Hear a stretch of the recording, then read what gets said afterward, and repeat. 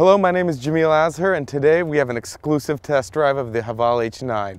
We're outside of Jeddah in the mountains of Asfan, and I can't wait to tell you more about this car. So let's start the test drive.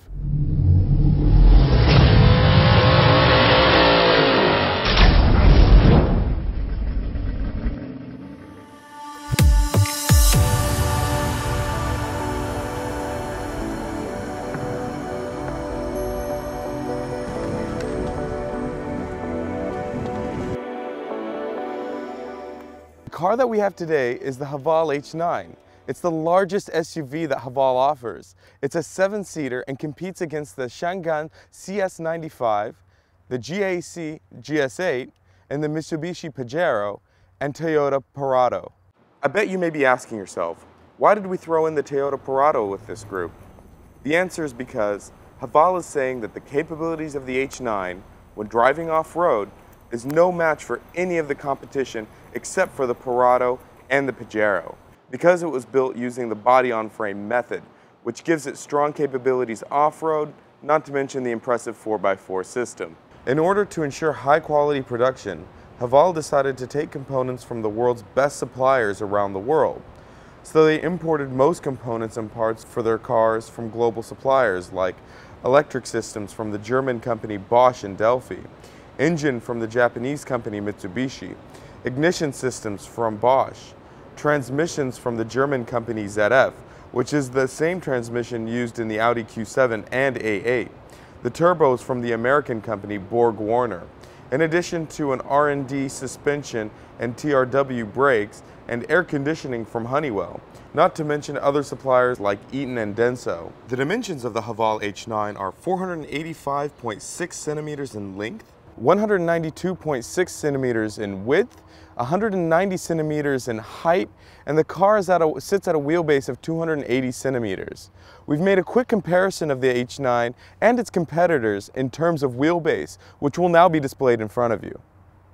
You can see that the H9 comes in second in terms of width and wheelbase length, but it's the tallest amongst the competitors. It will be available in our market in two different trims, Comfort and Dignity. The H9 that we have today is the full option version, which is the Dignity trim level. As for the exterior design of the vehicle, the front is dominated by this massive grille. It's U-shaped and it has 5 horizontal lines going through it made out of chrome. And as we move down to the bumper of the vehicle, you see these awesome fog lights that are complemented by chrome, and integrated into it are these sensors.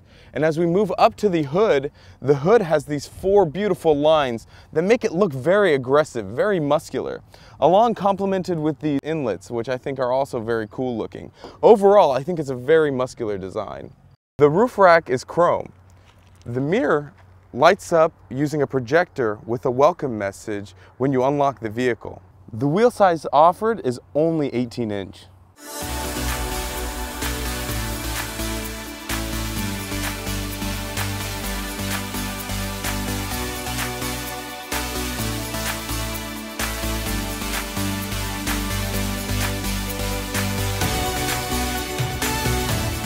As for the rear of the vehicle, I think it looks very, very modern. You have this small spoiler that integrates the braking light. Moving down, you have the tail lights that run vertically and wrap around to the profile of the vehicle. On the bottom of the bumper lip, you have this chrome that helps you bring in luggage so you don't scratch any of your paint. You have 4 sensors that are located on the bumper. And then below the bumper, you have a spare tire at the bottom next to the exhaust pipes. Now moving back up, we have the rear door, and I think the rear door is very special because it's one of the few cars that when you open it, it opens to the right, which you rarely see that, and I think it looks really cool.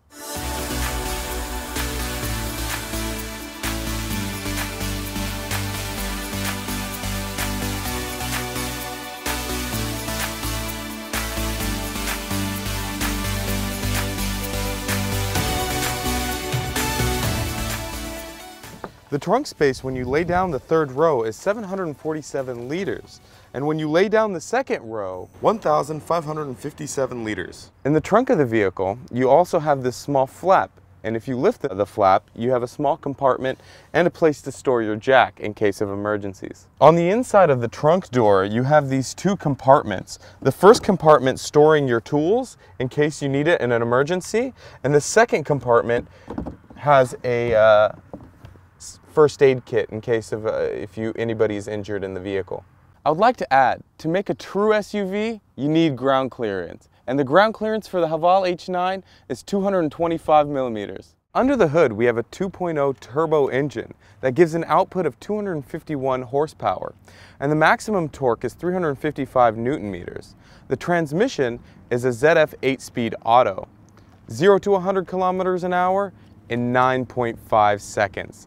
The gearbox gives higher and more efficient shifting. Though it's the same volume as the 6-speed auto, the fuel consumption is reduced by 5% using the ZF 8-speed auto. We made a quick comparison between the H9 and its competitors in terms of engine capacity, horsepower, and torque, which will now be displayed.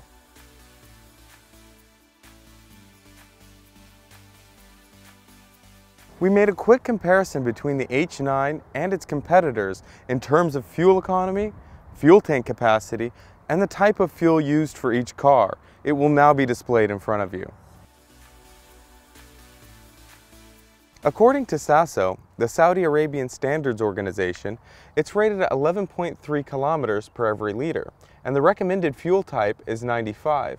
I want to add that 11.3 kilometers per every liter is considered to be good. The interior is modern and luxurious. It's perfect for people that like luxury but are working on a budget. In the higher trim, you get lots of wood. The center console features matte golden sandalwood and nice touches of chrome on the side. There is this 7.1-inch touchscreen featured in the center console. The instrument cluster houses a colored 3.5-inch screen which displays images in 3D. Ambient lighting gives the driver and passengers the ability to choose the highlighted colors in their cabin. There are 3 colors available. The air purifier reduces the amount of odors and pollution that enters the cabin. This ultimately improves the air quality in the car. The front row has great leg and headroom, 70 centimeters of legroom and 102.5 centimeters of headroom. Second row has 75 centimeters of legroom and 102.1 centimeters of headroom. The third row is more suitable for kids than for adults, but it's not bad. 70 centimeters for legroom and 90.3 centimeters for headroom. Storage space in the front row including side pockets, cup holder, and a storage box in the center console. Not to mention the storage place for your sunglasses up here. In the rear, the storage units include cup holders, side pockets, and seat pockets. The third row only has cup holders. The second row can be folded 40-60, which will be shown by my production team. This is it all the way flat. The third row can be folded 50-50 by simple press of the button. The second row seats can be manually operated by pulling the lever on the bottom and adjusting it, as you can see. Now let's talk about the seats. They're offered in Nappa leather. A lot of people in our region always ask, what is Nappa leather? So I'm here to explain. Nappa leather is real leather made from cow hides, and other leather is manufactured leather. That's why Nappa leather is more expensive and in premium cars. Now back to talking about the seats. The driver's seat can be adjusted by using 8-way power seats with the ability to set up to 3 seating positions in memory. The front passenger has 6-way power seating. The front seats come ventilated with massage and legroom rests. The AC is tri-zone automatic. The tri-zone makes it so that the AC can be controlled independently for the driver, front passenger, and the rear seats. The infotainment system can be utilized from a 7.1-inch touch screen. This system does not support Apple CarPlay, nor does it have navigation, which I understand is because the Chinese market doesn't have these features and they're not really functional just yet. But now they're going to integrate it. I think Haval should remedy this situation quickly. Available features are the CD player, which I think is kind of weird. We don't typically tend to see CD players in cars anymore. You also get an aux input and USB ports. The sound system has 10 speakers throughout the car to give the driver and passengers the best sound quality available. The standard version is offered in 7 speakers. An SD card slot is also available. The side mirrors can be folded electronically, which include front and side airbags for the first 3 rows, auto-dimming rear view mirror, 4 front sensors and 4 rear sensors, rear view camera, driver attention monitoring system, and remote window control. Let's not forget about the panic button on the key so that you can find your car if you ever lose it in a parking lot. Among the many technologies, safety technologies that are in this car, I'm going to name a few so that you guys get an idea of what's actually in this car. You have AFS, which is Adaptive Front Lighting System, blind spot detection, lane keep assist, which uses a radar that detects moving objects on the left and right.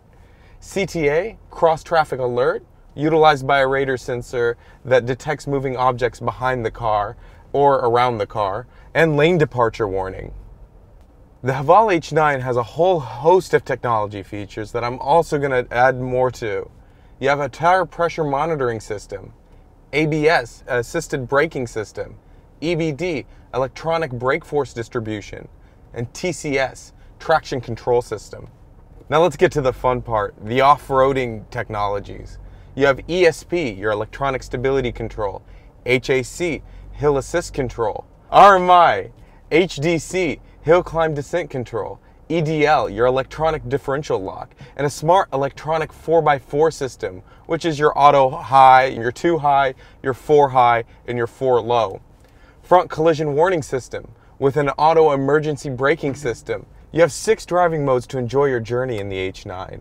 These driving modes are 4L, Mud, Sandy, Snowfield, Sport, and Auto. The 4L is a tougher off-roading experience and gives more torque to conquer any challenge. Mud prevents the car from sliding and sends the torque to the right tire to keep the car moving, ultimately giving you more traction. Sand mode prevents you from getting stuck in the sand using a smart system. Snowfield mode, which we're not going to use very much in our region, controls the engine, performance, and gearbox to give you the best performance on snow. Sport mode is for dry roads and high speeds so that you enjoy your ride to the fullest when you're on concrete. Auto mode is for smooth drives on dry roads. Let's get down to my driving impressions. The car has a front double suspension. It absorbs any unwanted forces from the road and gives the driver and passengers the most comfortable ride possible. The multi-link suspension in the rear allows for a steady ride on the roughest of roads. It guarantees a safe drive and provides comfort when you need it the most. This can be really seen especially during accelerating and braking. The interior is very quiet at high speeds. Haval has great noise isolation in the cabin so that you don't hear very much of what's going on outside of the car. This is very competitive, especially when considering the same level of quietness can be found in luxury SUVs. We made a quick comparison between the H9 and its competitors in terms of price and warranty offered by the dealer. It will now be displayed in front of you on your screen. One of the key features in this car is that the differential can be locked. This makes for an incredibly epic and fun off-roading machine. It gives you access to a lot of areas that your typical city SUV doesn't have access to. And it performs very well in these areas. I hope you enjoyed today's test drive. For more information, please visit our website at www.saudiauto.com.sa. And don't forget to follow us on our social media, Facebook, Instagram, and Twitter, to stay up to date with the latest and greatest in the automotive world. And thank you for your time. Now I'm going to get in this Haval H9 and explore these mountains. So adios, muchachos.